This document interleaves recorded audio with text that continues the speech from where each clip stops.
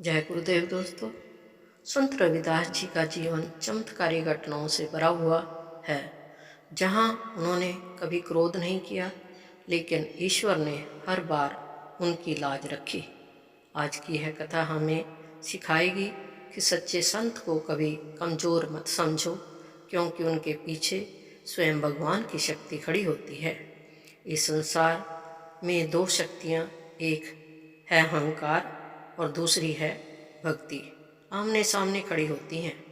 दोस्तों, अहंकार हमेशा शक्ति, धन, पद और रूप पर घमंड करता है, जबकि भक्ति केवल प्रेम, विश्वास और समर्पण को जताती है।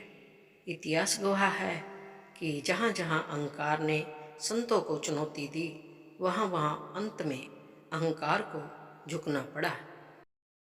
संत कभी किसी से लड़ते नहीं, वे केवल सत्य और भक्ति के मार्ग पर चलते हैं। लेकिन जब कोई भगत या संत का अपमान करता है, तब ईश्वर स्वयं उनकी रक्षा के लिए लीला करते हैं। काशी के महान संत बहुत समय पहले काशी नगरी के पास संत रविदास जी अपनी छोटी सी कुटिया में रहते थे।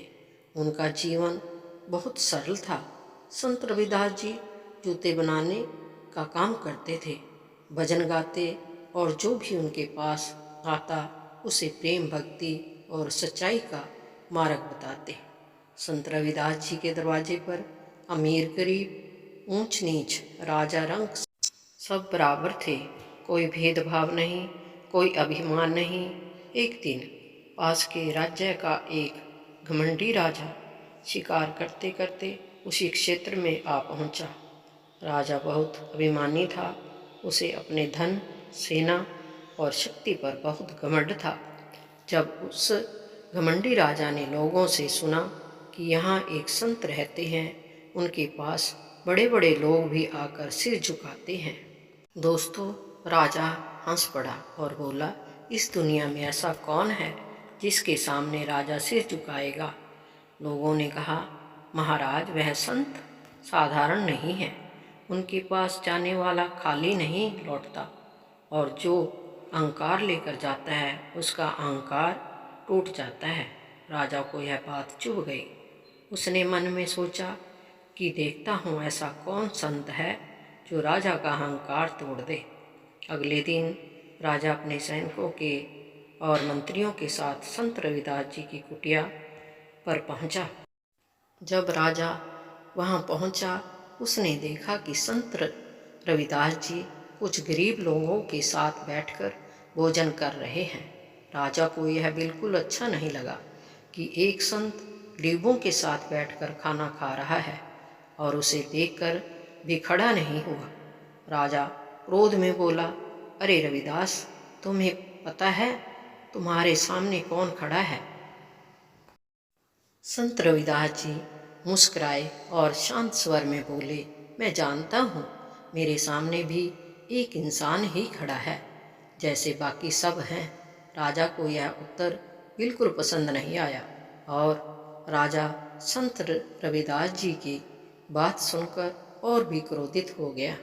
उसे लगा कि एक साधारण मूर्ति उससे बराबरी की बात कर रहा है। राजा ने कठोर स्वर में कहा, रविदास, मैंने सुना है तुम बहुत बड़े संत बनते हो। अगर सच में तुम्हारे पास कोई शक्ति है तो मुझे दिखाओ, नहीं तो यह संत बनने का ढोंग बंद कर दो। संत रविदास जी शांत बैठे रहे। उन्होंने राजा की ओर देखा और बहुत प्रेम से बोले, राजन, संत शक्ति दिखाने के लिए नहीं, लोगों को सही मार्ग दिखाने के लिए होता है। शक्ति का प्रदर्शन अहंकार करता है, संत नहीं। राजा हंस पड़ा और बोला, ठीक है, अगर तुम संत हो तो मेरी एक शर्त मानो। कल मैं फिर आऊँगा, तुम मेरे लिए सोने का सिंहासन तैयार रखना। अगर नहीं कर पाए तो पूरे नगर में ढिंढोरा पिटवाऊंगा कि रविदास ढोंगी है। यह कहकर राजा चला गया। राजा के जाने के बाद शिष्यों को चिंता होने लगी। वे बोले, गुरुजी, हमारे पास तो खाने तक के पैसे मुश्किल से बनते हैं, सोने का सिंहासन कहाँ से आएगा? संत रविदास जी मुस्कुराए और बोले, जिसने संसार बनाया है वही सब व्यवस्था करेगा। हमें चिंता नहीं, केवल भक्ति करनी है। उस रात संत रविदास जी भजन करते रहे। उनकी आंखों में ना चिंता थी ना भय, वे केवल भगवान का नाम लेते रहे। अगले दिन सुबह जब लोग कुटिया में पहुंचे तो वहां जो दृश्य उन्होंने देखा उसे देखकर सब आश्चर्यचकित रह गए। सुबह जब शिष्य और गांव वाले संत रविदास जी की कुटिया पहुंचे तो उन्होंने देखा कि जहां मिट्टी का चबूतरा था वहां एक सुंदर चमकता हुआ सिंहासन रखा है। वह सोने जैसा चमक रहा था और उस पर अद्भुत निकासी थी। सब लोग आश्चर्य में पड़ गए। किसी को समझ नहीं आया कि यह सिंहासन रातों रात कहाँ से आ गया। संत रविदास जी शांत बैठे भगवान का भजन कर रहे थे, जैसे कुछ हुआ ही नहीं। थोड़ी देर बाद राजा अपनी सेना और मंत्रियों के साथ वहां पहुंचा। राजा ने जैसे ही सोना जैसा चमकता सिंहासन देखा, उसकी आंखें फैल गई। उसे विश्वास नहीं हुआ कि यह वही गरीब संत की कुटिया है। राजा ने सिंहासन को हाथ लगाया, वह सच में सोने का ही था। राजा के मन में लालच आ गया।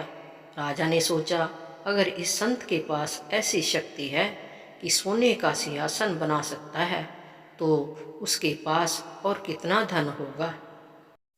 राजा ने कहा, रविदास, तुमने मेरी शर्त पूरी कर दी।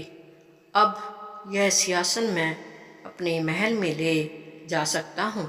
संत रविदास जी मुस्कुराए और बोले, राजन, यह सिंहासन आपका ही है, आप ले जाइए। राजा बहुत खुश हुआ और सैनिकों को सिंहासन उठाने का आदेश दिया।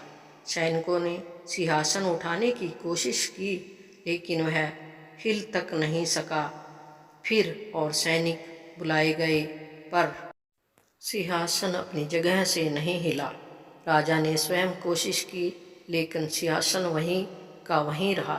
तब संत रविदास जी उठे, भगवान का नाम लिया और सिंहासन को हाथ लगाया। सिंहासन तुरंत हल्का हो गया।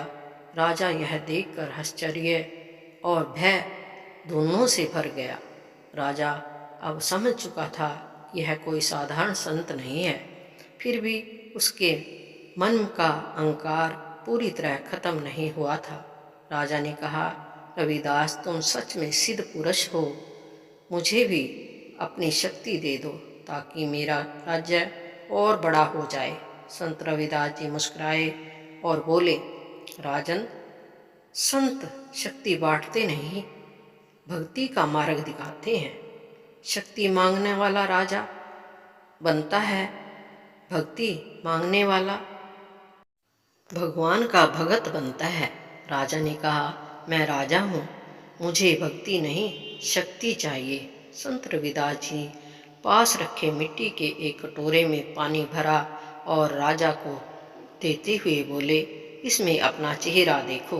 राजा ने कटोरे में देखा, लेकिन उसे अपना चेहरा नहीं दिखाई दिया, बल्कि उसमें एक बूढ़ा, कमजोर और बीमार आदमी दिखाई दिया। राजा डर गया। उसने फिर देखा, इस बार उसमें एक मृत शरीर दिखाई दिया। राजा घबरा गया और बोला, यह क्या है? संत रविदास जी बोले, राजन, यह तुम्हारा भविष्य है। आज तुम राजा हो, कल बूढ़े हो जाओगे और एक दिन सब कुछ यहीं छोड़कर चले जाओगे। फिर किस बात का अहंकार? राजा की आंखों में आंसू निकल आए। उसका अहंकार धीरे धीरे टूटने लगा। राजा अब पूरी तरह बदल चुका था। वह संत रविदास जी के चरणों में गिर पड़ा और बोला, गुरु जी, मुझे क्षमा कर दीजिए। मैं अपने अहंकार में अंधा हो गया था। मुझे लगा था कि दुनिया में सबसे शक्तिशाली मैं हूँ, लेकिन आज समझ आया कि सबसे बड़ी शक्ति भक्ति और विनम्रता है। संत रविदास जी ने राजा को उठाया और बोले, राजन, गलती करना पाप नहीं, गलती पर अहंकार करना पाप है। जो अपनी गलती मान ले वह महान बन जाता है। राजा ने वही प्रण लिया कि आज से वह किसी गरीब संत या साधु का अपमान नहीं करेगा और अपने राज्य में सबको सम्मान देगा। कुछ दिनों बाद राजा ने अपने राज्य में एक बड़ा भंडारा कराया और स्वयं गरीबों को भोजन परोसने लगा। लोग यह देखकर आश्चर्यचकित थे कि वही घमंडी राजा अब विनम्र और दयालु बन गया है। राजा अक्सर संत रविदास जी के पास आता, उनके चरणों में बैठता और भक्ति की बातें सुनता। अब उसे समझ आ गया था कि राजा बनने से बड़ा है इंसान बनना और इंसान बनने से बड़ा है भगत बनना। इस कथा से हमें एक गहरी सीख मिलती है कि जीवन में चाहे कितना भी धन, पद या शक्ति क्यों ना मिले, अगर मन में अहंकार आ गया तो सब व्यर्थ हो जाता है। लेकिन जहाँ सच्ची भक्ति, विनम्रता और संतों का सम्मान होता है, वहाँ स्वयं भगवान अपनी कृपा बरसाते हैं। संत रविदास जी ने हमें सिखाया कि इंसान की असली पहचान उसके कर्म और उसके विनम्र स्वभाव से होती है, ना कि उसके धन या पद से। दोस्तों, अगर यह कथा आपके दिल को छू गई है और आपको इससे कुछ सीखने को मिला है तो इस वीडियो को लाइक ज़रूर करें। दोस्तों, वीडियो बनाने में बहुत टाइम जाता है, बहुत मेहनत लगती है, और अपने दोस्तों और परिवार के साथ शेयर करें ताकि संदेश हर घर तक पहुँचे, और हमारे चैनल को सब्सक्राइब, लाइक, शेयर ज़रूर करें। धन्यवाद।